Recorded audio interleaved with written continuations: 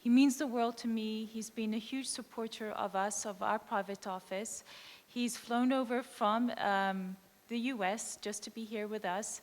I would like to introduce you to Keith Koo, who's going to talk about how can family offices leverage Silicon Valley investment strategies. Keith Koo, welcome.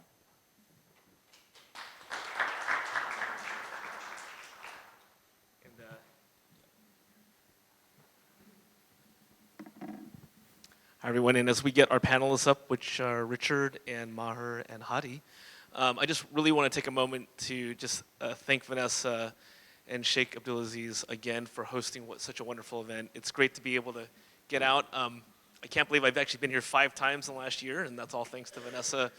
And so just a pleasure meeting you all. So I'm joined with Maher Al-Kabi and Richard Jhang.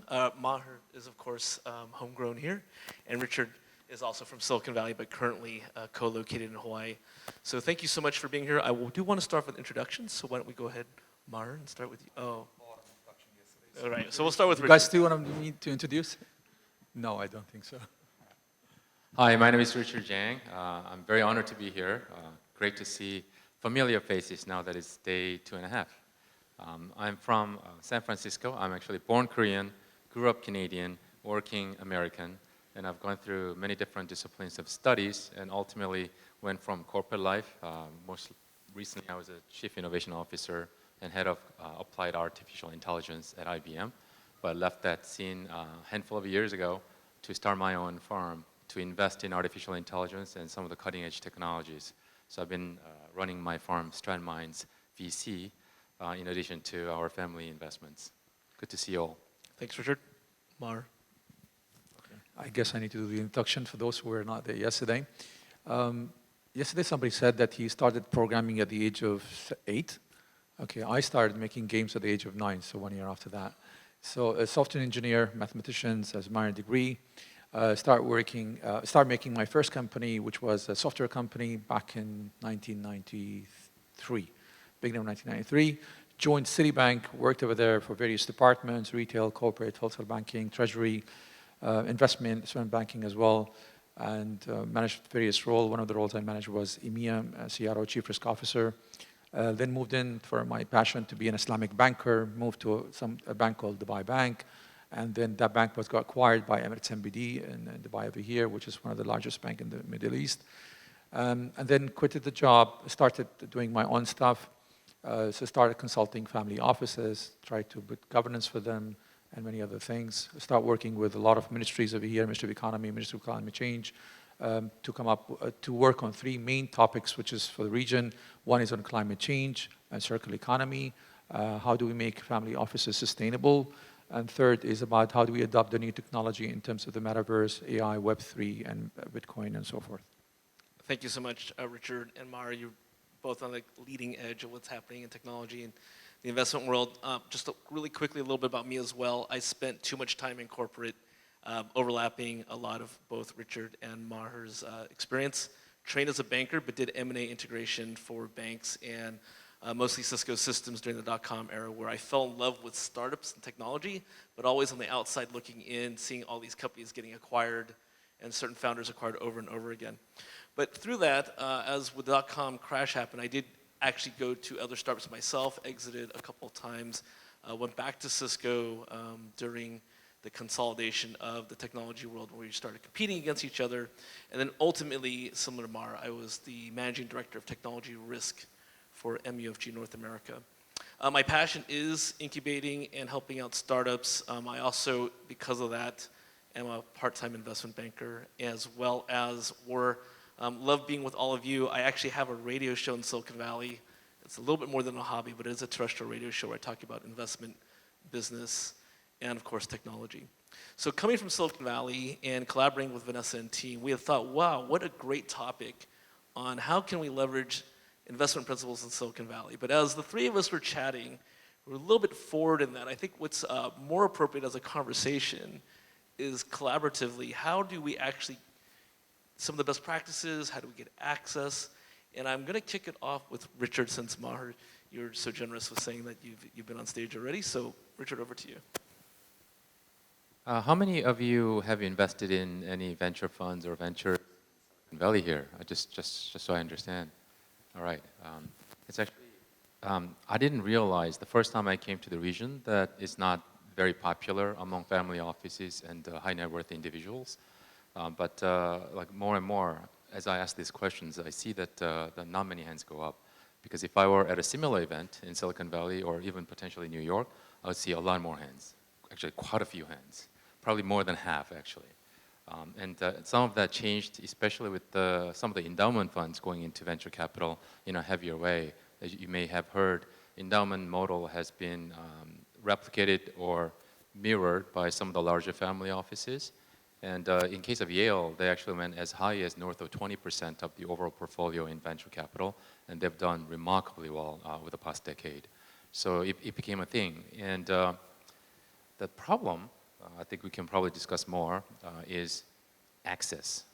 Unlike public equity, which you can go to the stock exchange through your broker and buy whatever you feel like, accessing good startups, good ventures, or good funds, or good GPs that will actually collaborate with you rather than, okay, take the money, be silent, go away. It's not as easy because it's a private market by regulation. It's not openly marketed unless you're already in the network and unless it's kind of like buying a Ferrari. Unless you have already owned a few Ferraris, you don't get priority access to some of the flagship funds and stuff like that. So that's one part. And the other part is that a lot of the families here or there is coming from some types of operating businesses that the family have been running. As a result, they might be familiar with the pharmaceutical, tech or real estate and so forth. And not always is the cutting edge technology investment is top of their mind. But as you know, the world is changing rapidly because of the cutting edge technology. And it's something you probably all need to think about quite deeply because your legacy might depend upon it. Thanks, Richard. Thanks for that perspective coming from sort of an outside looking in and observations for myself as well. As we go through this, we do want to encourage an active and interactive session. So if you have questions, feel free to interject. But I want to actually now switch to Mar because you're now in the region and you've heard Richard's comments we talked about before. What is your observations? To continue over what's happening and to give you the inside perspective here, a lot of VCs which are established within the region are relatively very, very young. And that's one of the reasons. And I think apart from the access, the recencies of these VCs and the sophistication of them are picking up. And again, I make the same disclaimer I made yesterday. Whenever we talk, we don't talk about the outliers. That exceptionally VCs, our family offices, investment offices are set up over here very large, some of them ranging with the AUMs of $25 billion and above. But we're talking about those in the middle, or they're just picking up. They're not there. And that's why their investment strategies are completely different. And when it comes to startup and technology picking up from the Silicon Valley or North America, quite a lot of things are happening within the region itself. Do you know the #1 world country which is in startup today? You want to give it a guess? What is it? Indonesia. Just look it up on the Google. You'll find out the #1 startup companies were really picking up in terms of numbers for the past 10 years. Indonesia is coming up hugely, followed by Vietnam and so forth. Because, of course, US has been doing it for quite some time, so there's a rapid increase in the Far East market as well. So first of all, understanding how VCs are startup over here. Many of the investment families offices over here follow the 3 model of usually family offices, either delegatory, i.e. they would have banks or hedge funds who will actually manage their investments for them. So they don't do it in-house, not because they don't have the expertise, but mainly that's the reason. Or they would directly invest themselves, and because what we mentioned is they're relatively recent and new, majority, or they'll have a hybrid model, both. But for you to have a direct investment, controlling investment, or hybrid model, that you need to, first of all, need to bring those experts in your house. You cannot do it yourself. You have to bring those experts, and only then you'll be able to scout all the opportunities available globally. Thanks, Mar. And statistically, Silicon Valley Bank, of course, in Silicon Valley, they had also put a study very similar to both of the comments you've made. So ordinary single-family office is just under 800 million in AUM, and then a multifamily office about 1.5 billion. But what they've seen is that in terms of diving into technology, unless you have those embedded relationships, as Richard mentioned already, it is these smaller 100 million to half a billion that are working together, the next generation. Yesterday we talked a lot about at our table, the next generation. So Richard, what are your additional thoughts about that? statistics? I think the Silicon Valley topic is interesting, and it's interesting to me because I'm from that region. But probably the question we all need to ask ourselves is like, why does Silicon Valley even matter? And as I said, born Korean, grew up Canadian, working American. So I wasn't necessarily married to the idea of investing only in Silicon Valley or dominantly in Silicon Valley. In fact, two things triggered my investment business side of things. Initially, I was doing more of investment from the family side of the bank accounts or checkbooks. Actually, I found a really, really amazing deal. These guys were essentially using AI and data to drive hedge fund into a app-driven model. Because hedge fund, like you don't have to commit $5 million or above 10 years upfront. Instead, you just sign up in the app, transfer the money, and they manage it for me. And then they continuously communicate what's actually happening, why they're investing, why are they doing the risk on, risk off, and stuff like that. So I thought, it's like, wow, this is really interesting business. And the founder reached out to me because I think at the time I was the chief head of applied artificial intelligence at IBM, and I guess they were curious about it. When I met the founder, I said, you know what, I'm already invested in your fund, but I'm more interested in investing in your company. I have a checkbook with me. Let me get on your cap table. And he politely declined, saying, sorry, we only accept investment from funds. And our round is over allocated, so we cannot give it to individuals or families at the moment. It was a shock. Just name the price. I'll write the check. Because I knew that they're not raising more than $50 million, so I felt safe saying, I'll just write the check. But even then, it's like, no, very honored. Thank you very much, but no thank you.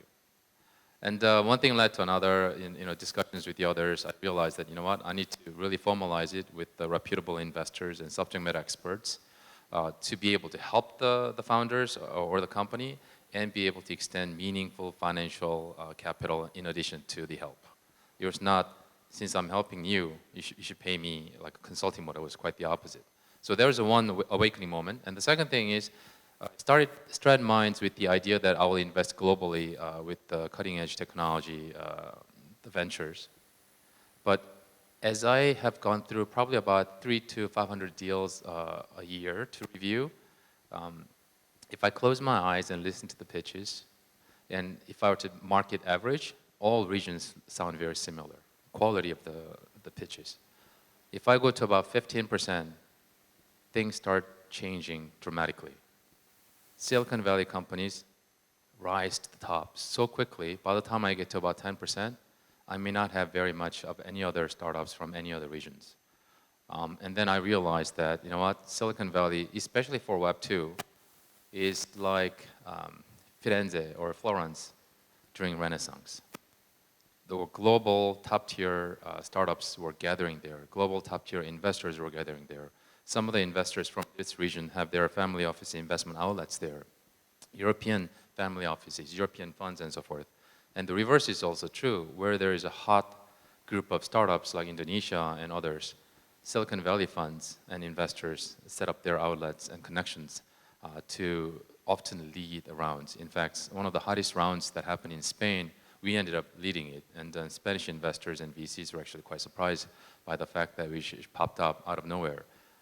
So I think these are probably the reasons you may want to think about collaborating with the Silicon Valley when you're thinking about investing in top tech. Thanks, Richard. And we'll come back to that in just a moment. So Mar, you're listening to Richard. You have a deeply embedded knowledge of this region. Do you think that the techniques that Richard has employed is employable here? Do you think it's too early? Do you think it's the right time? Again, it's depending on the maturity of the family offices, how mature they are, and whether they have the right set of people over there. So for example, in the family office I advise, and I sit on the board of them, we trying to shape up the investment strategy. But for you to do that, it's not about knowing investment. So once you do the investment, that's fine. Maybe you do a good investment. But what about managing your investment? So do you have the right software available for you? That's really, really big. That's why a lot of family offices don't invest themselves. They actually hand it over and delegate it to others. Going back to the question, what happens, but before that, just to share a few stats, I mean, I get to see at least 2 investment opportunities per week. and then we're not focusing on investment because we have other investment that we're actually working on. And we're organically growing our businesses, so we're actually allocating a lot of cash our organic growth within the region. So we're not really focusing on investment, but despite that, I see a lot of investment opportunities, and quite a lot of them are from US, not necessarily Silicon Valley. So the last was one, Ray Dalio investment fund, and you all know Ray Dalio is one of the really prominent, satisfactory in terms of yield for the past 45 years, and they actually closed. They're really not inviting anybody, so we were very honored that they really invited us. And even that, we had to say no to them. Because for the reasons you mentioned is we do not have yet the sophistication to make sure that we'll be able to manage it and going forward. Having said that, those family offices who are now getting maturer in terms of the cycle of how long they have been, so they're naturally pivoting from actually managing operational businesses to going to investments because they believe they need to have a sustainable yield curve coming into as a cash flow inside, because as the company grow in terms of number of years, the family members also grow. So that's mean your requirement of more cash generation becomes very paramount. So how do you go invest? And that's what leading a lot of family offices to start and establish what you call investment family offices. Thank you. Yes. Do we have a microphone? Yeah, go ahead. Sure.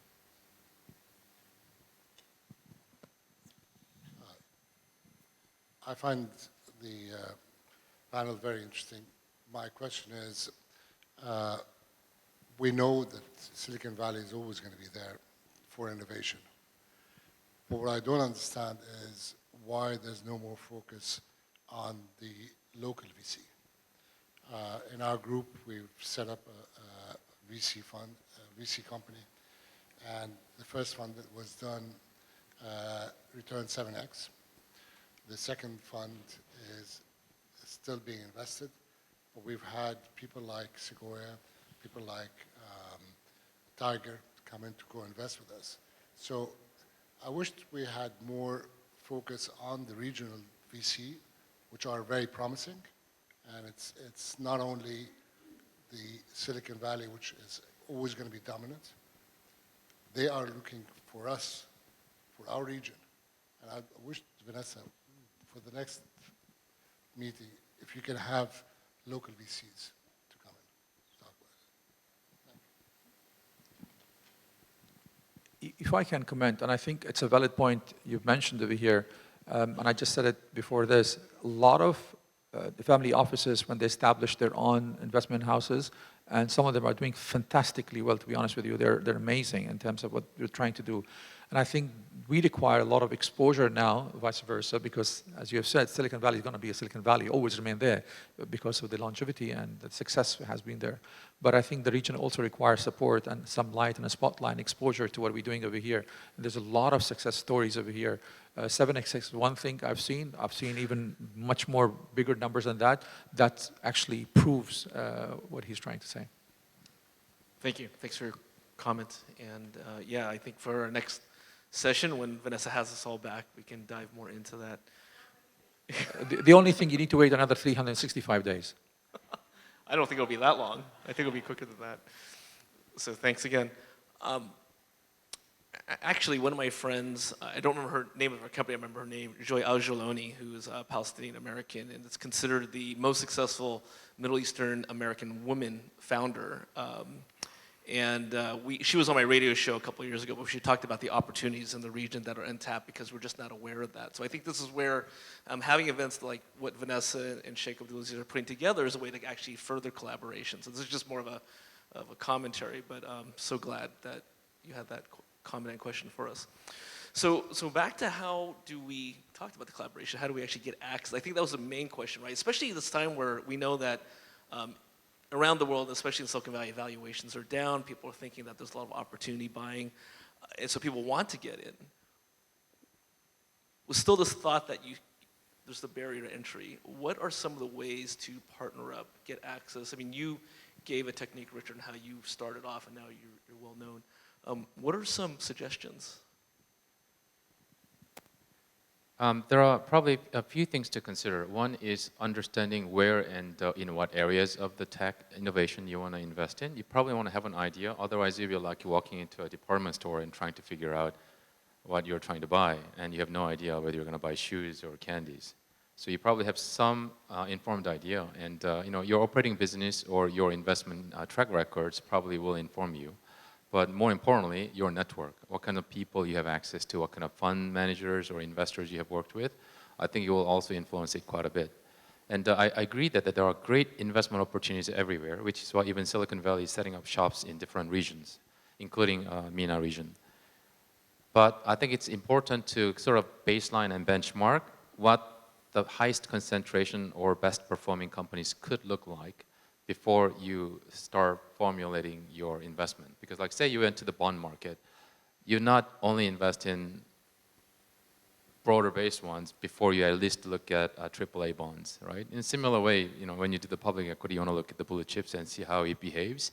And I think just based on the factual data historically, when it comes to the tech, Silicon Valley has been not all the investment, but some of the most amazing investments were or have been based in Silicon Valley.